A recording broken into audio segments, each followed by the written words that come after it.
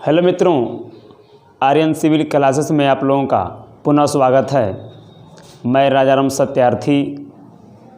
जैसा कि आप लोग जान रहे हैं कि पंचायती राज पर आज तीसरा वीडियो होगा और मैं कल बताया था आप लोगों को कि पीके थुंगन जो समिति थी उसने अपना जब सिफारिश किया था तो पीके थुंगन समिति और लक्ष्मीमल सिंघवी समिति की सिफारिश को हमारे तत्कालीन प्रधानमंत्री जो थे श्री राजीव गांधी जी, उन्होंने इन दोनों समितियों की सिफारिशों से प्रभावित होकर के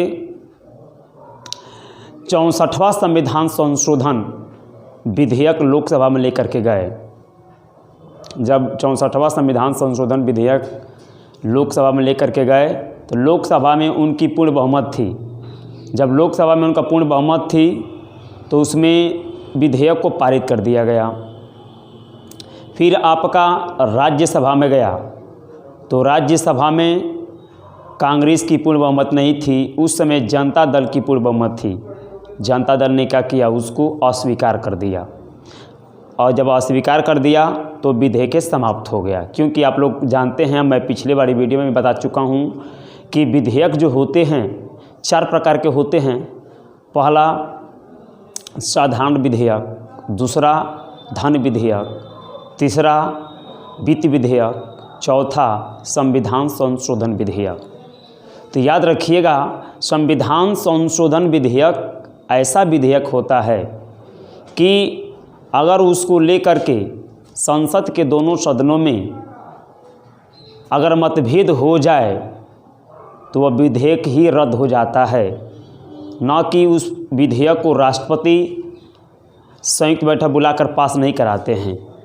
यहाँ पर संविधान में देखिए बड़ा एक सोचने वाली बात है कि हर विधेयक पर कुछ न कुछ प्रावधान होता है पारित कराने के लिए संयुक्त बैठक के मार्फत। लेकिन संविधान संशोधन विधेयक ऐसा विधेयक है कि अगर थोड़ा सा भी अगर विरोध हो गया या पूरा विरोध कर दिया तो विधेयक रद्द कर दिया जाता है। इसमें यह नहीं है कि कौन सा पोर्शन खराब है कौन या पूरा खराब है, तो उस जो जितना खराब है उसको काट कर निकाल दिया जाए और फिर सबको रख दिया जाए या कुछ उसमें संशोधन कर दिया जाए, ऐसा नहीं है। पूरा विधेयक रद्द हो जाता है। क्यों? कारण ये है कि अगर उस विधेयक का विरोध हो रहा है तो कहीं ना कहीं किसी समुदाय को, किसी न किसी संख्या को वह नुकसान पहुंचा रहा होगा। इसलिए हमारे संविधान बनाने वाले लोगों ने, संविधान निर्माता लोगों ने संविधान संशोधन विधेयक को उन्होंने ये बताया कि अगर ये इस विधेयक का अगर विरोध होता है तो यह विधेयक ही क्या हो जाएगा, समाप्त हो जाएगा। इसलिए ये आपका 64वां संविधान संशोधन जो पंचायती राज लेकर के आए थे विधेयक के रूप में, ये संविधान में संशोधन करने से संबंधित था। इसलिए इस विधेयक को क्या कर दिया गया, समाप्त कर दिया गया। जब उसके बाद राजीव गांधी जी के बाद वीपी सिंह की सरकार आई, वीपी सिंह, ये जो वीपी सिंह की जो सरकार आई थी, ये इनकी सरकार मैं बताऊं आप लोगों को, इनकी भी सरकार जब आई तो ये राजीव गांधी जी से प्रभावित थे और इन्होंने भी क्या किया, लक्ष्मीमल सिंघवी समिति और पीके थुंगन समिति की सिफारिशों को इन्होंने क्या किया कि लोकसभा में लाए और लोकसभा में लाए और उस समय भारत के सभी राज्यों के मुख्यमंत्रियों का संसद में सम्मेलन किए। 2 दिन लगातार सम्मेलन हुआ और सम्मेलन में क्या किया गया कि इसको पास कर दिया गया कि नहीं, ये पंचायती राज को संवैधानिक दर्जा देना आवश्यक है। और हुआ यही। तब तक हुआ क्या, 1990 में ही वीपी सिंह की सरकार गिर गई। जब वीपी सिंह की सरकार गिर गई तो ये विधेयक क्या हो गया, रद्द हो गया। जब ये विधेयक रद्द हो गया तो फिर आगे चल कर के पीवी नरसिम्हा राव जी का सरकार बनी थी। याद रखेंगे, इनकी सरकार जब गिर गई तो मैं बताऊं आप लोगों को कि पीवी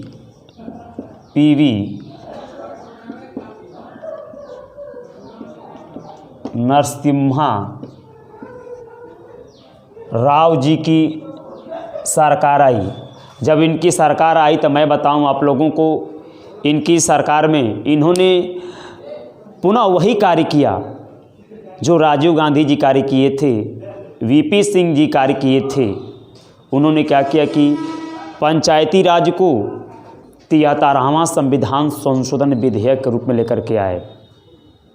जब लेकर के आए तो मैं बताऊं आप लोगों को कि 22 दिसंबर 1992 ईस्वी को ये इस विधेयक को लोकसभा में लेकर के आए, लोकसभा में लेकर के आए और लोकसभा में क्या हुआ, इसको पास कर दिया गया। फिर उसके बाद लोकसभा ने जब इसको पास कर दिया तो फिर आपका 23 दिसंबर 1992 ईस्वी को अब यह राज्यसभा में रखा गया। अब जब राज्यसभा में रखा गया तो मैं बताऊं आप लोगों को, राज्यसभा ने भी क्या किया, इसको पास कर दिया।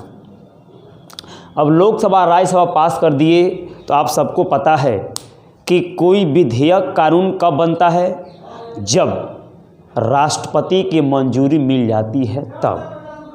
तो अब ये विधेयक भी विधेयक ही है, अभी राष्ट्रपति के पास जाएगा तो राष्ट्रपति के पास भी जाएगा तो विधेयक के रूप में ही जाएगा। जब राष्ट्रपति अपना मंजूरी दे देंगे तो ये आपका विधेयक अब अधिनियम बन जाएगा, अब कानून बन जाएगा, कानून का रूप धारण कर लेगा। तो अब मैं बताऊं आप लोगों को, जब ये राज्यसभा ने इसको पास कर दिया तो उस समय हमारे देश के राष्ट्रपति डॉक्टर शंकर दयाल शर्मा जी थे। और मैं बताऊं आप लोगों को, यह विधेयक 20 अप्रैल 1993 ईस्वी को राष्ट्रपति जी के पास गया। किसके पास गया? राष्ट्रपति जी के पास गया। और मैं बताऊं आप लोगों को, उस समय हमारे देश के राष्ट्रपति थे डॉक्टर शंकर दयाल शर्मा जी। डॉक्टर शंकर दयाल शर्मा जी उस समय हमारे देश के राष्ट्रपति थे। उनके पास जब ये बिल गया तो उन्होंने 20 अप्रैल 1993 को इस बिल पर अपनी मंजूरी दे दिए। जब मंजूरी दे दिए तो अब ये विधेयक आपका अधिनियम बन गया, कानून बन गया। और मैं बताऊं आप लोगों को, इस विधेयक को 24 अप्रैल 1993 ईस्वी को इसको संवैधानिक दर्जा मिल गया, संवैधानिक दर्जा मिल गया। जब इसको संवैधानिक दर्जा मिल गया तो याद रखिएगा आप लोग, जैसे इसको संवैधानिक दर्जा मिला तो जब संवैधानिक दर्जा मिल गया तो एक बात याद रखिएगा कि 24 अप्रैल 1993 को इसको संवैधानिक दर्जा मिला था। तो मैं बताऊं आप लोगों को कि इसलिए हर साल प्रत्येक वर्ष 24 अप्रैल को ही पंचायत दिवस मनाया जाता है। याद रखिएगा, इसलिए क्या कहता है, अतः प्रत्येक वर्ष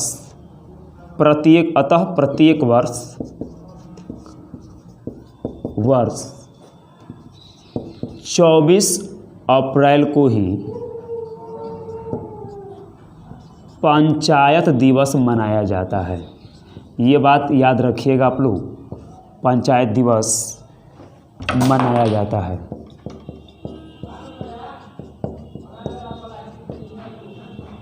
ये पेपर में कई बार आ चुका है। अब देखिए कितने प्रोसेस गुजरना पड़ा है, 22, 23, 20, 24 और 24 को मनाया जाता है, हर साल मनाया जाता है। अब देखिए जब इसको संवैधानिक दर्जा दे दिया गया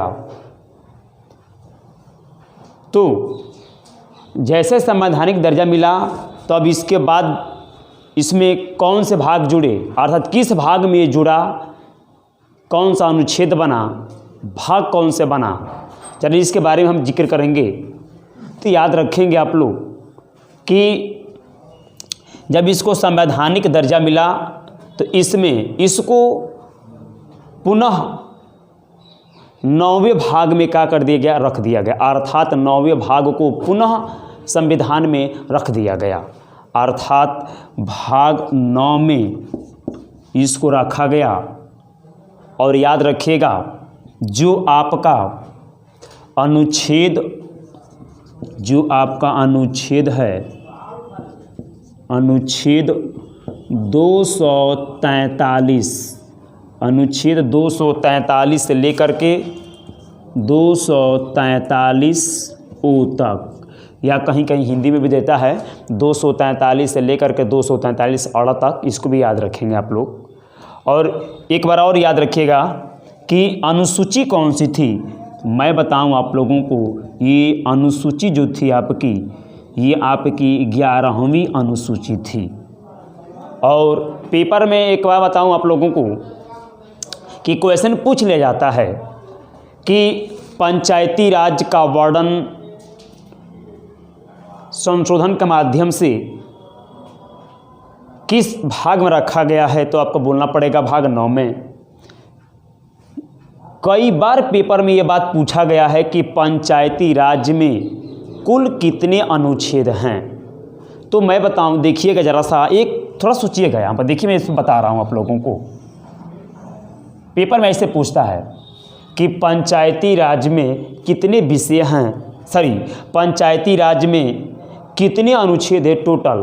तो देखिएगा, ए में ऑप्शन देता है 15, ऑप्शन ए में देता है 15 और बी में देता है आपका 16, सी में देता है आपका 13, या देगा ऐसे 15 या 16, और डी में दे देता है आपका 2। बस यही क्वेश्चन पूछता है, ये पेपर में कई बार आ चुका है ऐसे करके। कितने अनुच्छेद हैं, तो लड़के देखते हैं 243 243 ओ, तो काउंट करते हैं 1 2, तो बहुत लड़के 2 मार देते हैं, ठीक।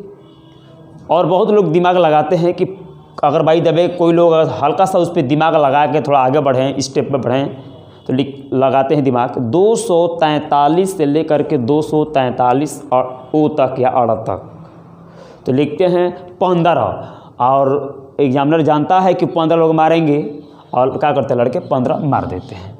लेकिन ज़रा सोचिएगा कि 243 से 243 ओ तक है, तो क्यों नहीं आप समझते हैं कि 243 एक अलग है, और उसके बाद 243 ए, 243 बी, 243 सी, 243 डी, ऐसे आपका 243 ओ तक। तो ज़रा काउंट करिएगा, 243 तो एक अलग है ये है, तो उस पर 1 रखिए, फिर 243 ए, अब वहाँ से करिए 2, 243 बी 3, ऐसे करेंगे तो ए से लेकर ओ तक 15, ये आइए कि 16। इस प्रकार से क्या होता है, पंचायती राज में टोटल कितने अनुच्छेद हैं, तो आपको मारना पड़ेगा 16। याद रखिएगा, ये पेपर में कई बार आ चुका है, और आगामी परीक्षाओं में भी आने की संभावनाएं बनती हैं, ठीक है। ये तो फैक्ट है, देख लिया जाएगा।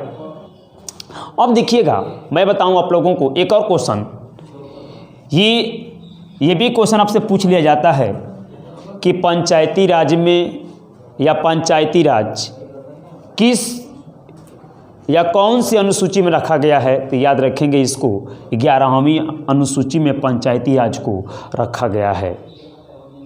और एक बात और याद रखेंगे कि 11वीं अनुसूची में रखा गया है, ये भी क्वेश्चन पूछता है विषय से रिलेटेड कि पंचायती राज में कितने विषय हैं, तो याद रखेंगे इस चीज़ को भी कि पंचायती राज में 29 विषय हैं। कितने विषय हैं, 29 विषय हैं, इसको भी आपको याद रखने हैं, 29 विषय हैं।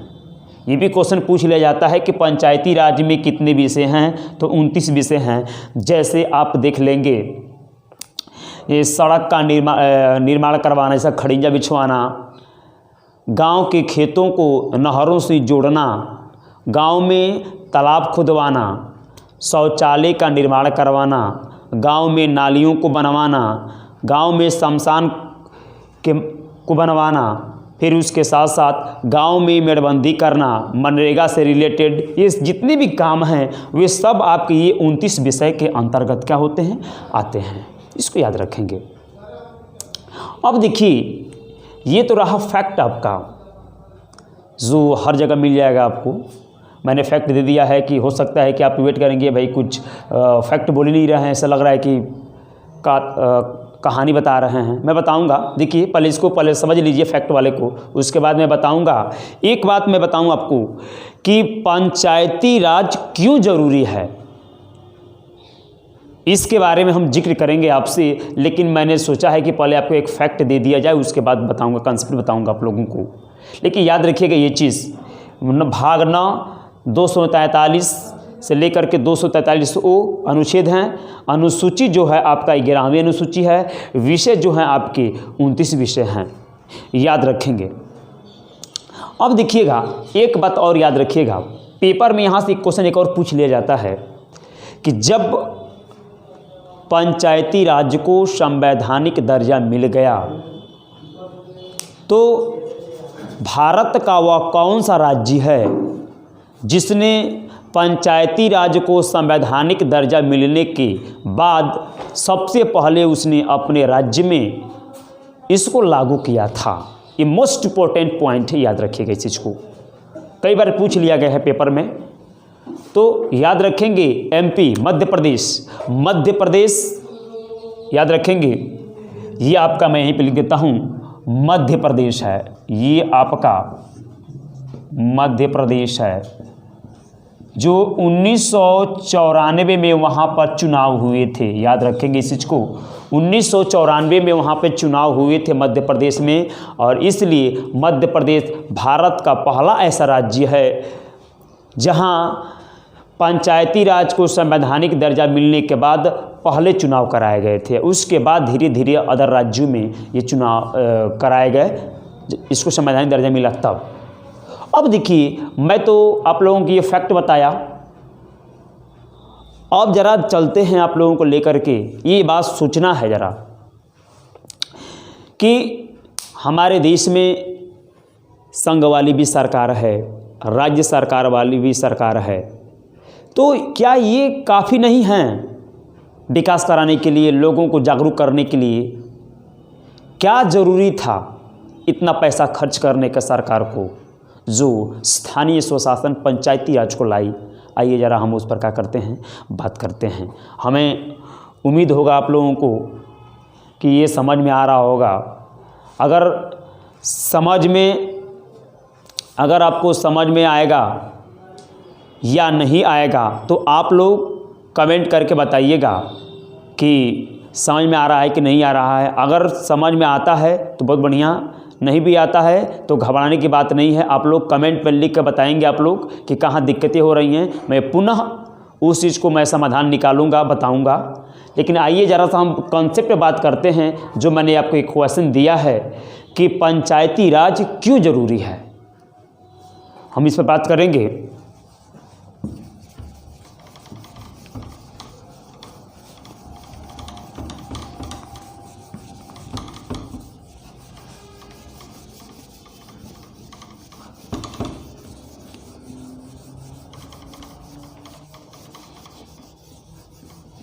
देखिए, एक बात याद रखिएगा कि हम देख रहे हैं आपका पंचायती राज, तो याद रखेंगे ये आपका पंचायती राज है, पंचायती राज। एक बात याद रखिएगा कि जो शासन व्यवस्था होता है, थोड़ा सा मैं पंचायती राज को 1 मिनट रुकता हूँ, क्योंकि मैं इसी पंचायती राज को ही मैं रिलेटेड करूँगा पार्लियामेंट से। एक बात याद रखेंगे, शासन के 2 आधार पिलर होते हैं। यार देखेंगे कि अर्थात शासन 2 प्रकार का होता है, गेस करेंगे उसमें आप लोग। शासन के मैं बताऊँ, शासन के जो हैं, पहला होता है आपका संघात्मक शासन, संघात्मक शासन और दूसरा होता है संसदात्मक शासन, संसदात्मक शासन। याद रखेंगे इस चीज़ को।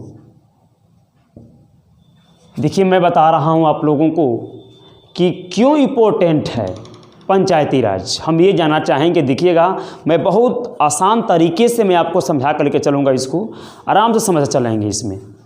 देखिए ये शासन है, आप लोगों ने देखा संघात्मक शासन, एक संसदात्मक शासन। इसको दो तरह से बताया जाता है। एक बात याद रखेंगे कि देखिए मैंने बताया आपको दो प्रकार से बताया जाता है। एक देखिए यहाँ पे एक संघात्मक शासन है। देखिएगा जो संघात्मक होता है, संघ में संघात्मक में संघ होता है, संघ होता है, इसको याद रखेंगे आप लोग। और संघ के साथ साथ मैं बताऊं आप लोगों को, इसमें क्या होता है कि शक्तियों का साझेदारी होती है। इसमें क्या होता है संघात्मक में, पहले देखेंगे यहाँ पर, इसमें क्या होता है कि शक्तियों का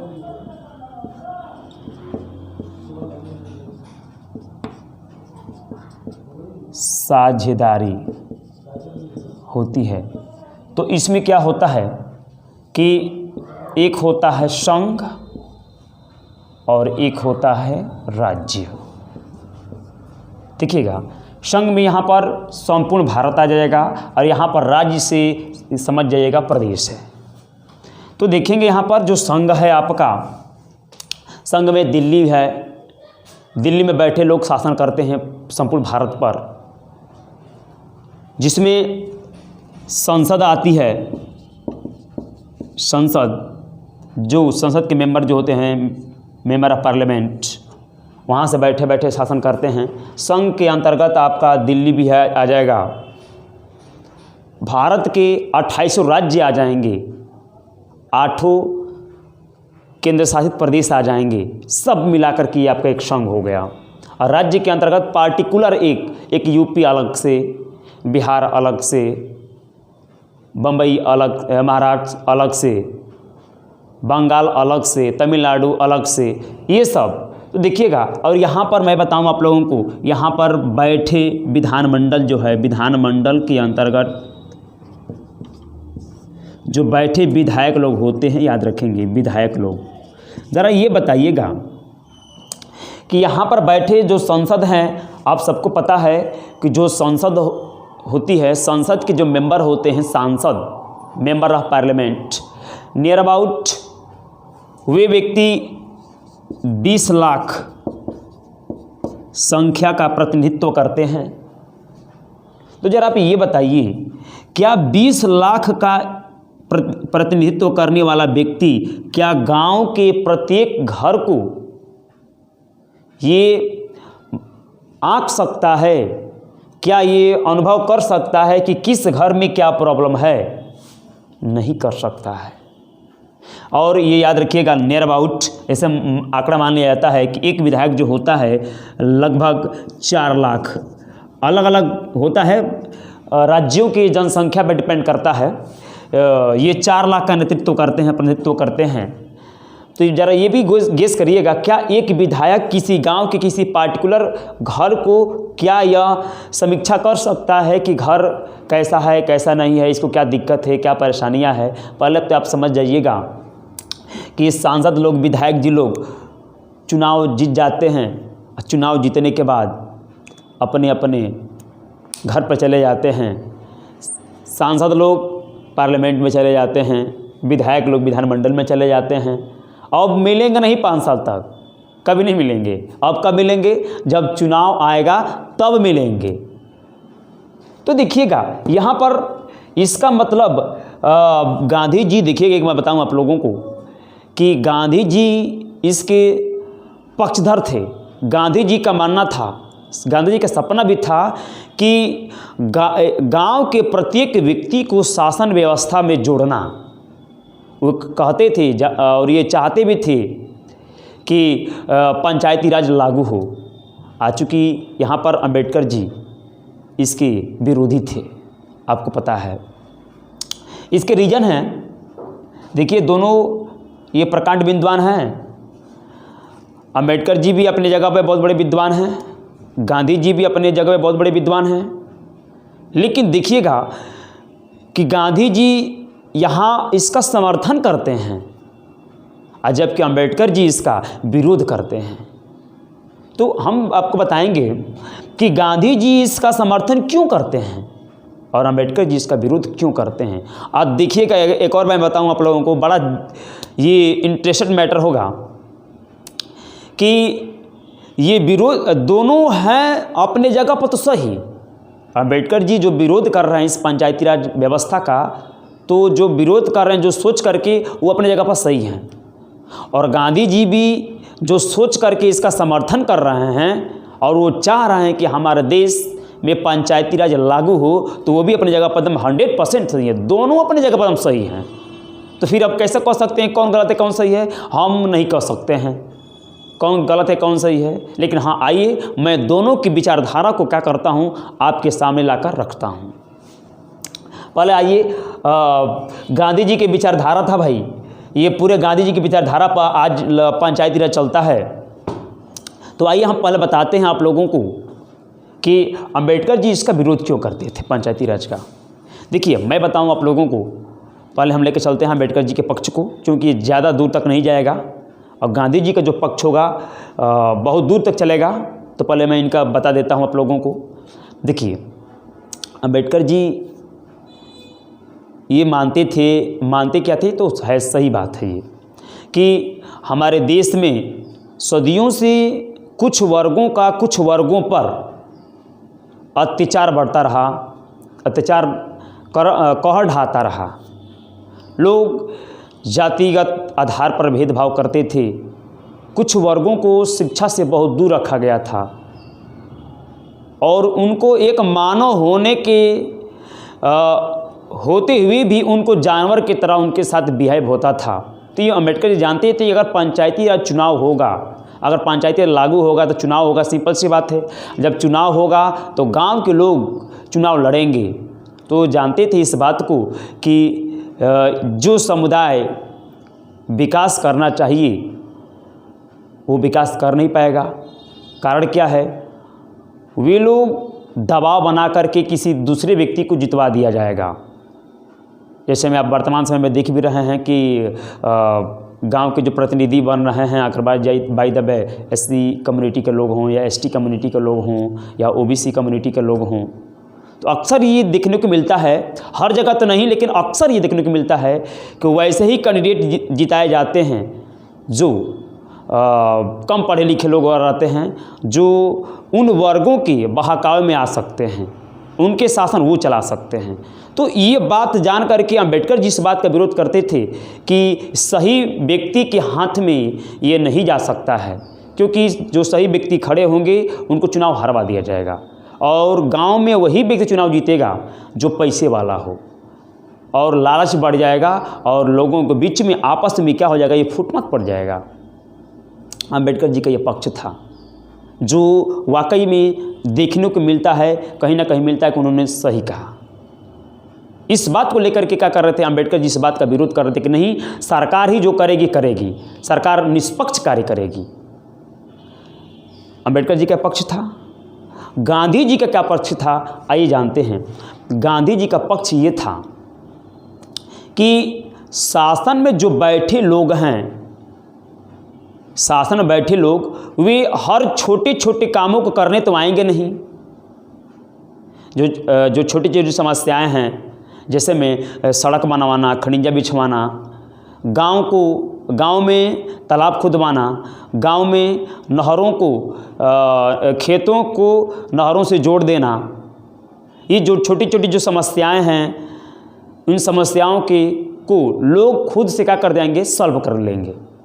और इसके साथ साथ लोगों में जब ये कार्य करेंगे तो लोगों में सामाजिक ज्ञान बढ़ेगा और लोगों का आर्थिक विकास भी हो जाएगा। और ये लोग, सबसे बड़ी बात ये होगा कि ये शासन व्यवस्था का एक अभिन्न अंग बन जाएंगे और अपनी जगह पर बैठे, गांव में बैठे बैठे ये सरकार की तरफ देखेंगे और सरकार से सीधे जुड़ जाएंगे।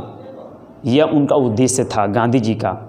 तो आइए, ये मैंने समझाया आप लोगों को, तो मैं ज़्यादा समय ले लिया हूँ, तो कल इस वीडियो पर बात करते हैं। ये मैटर मैं कल बताऊँगा, और आप लोग समझ में आया हो या अगर कोई कहीं भी दिक्कत आपको अगर महसूस होती हो तो आप लोग वीडियो में कमेंट करके बताएंगे क्या दिक्कतें हैं, तो मैं पुनः कल इस समस्या का समाधान करूंगा और मैं कल इसी टॉपिक से क्या करूंगा, उठाऊंगा। धन्यवाद।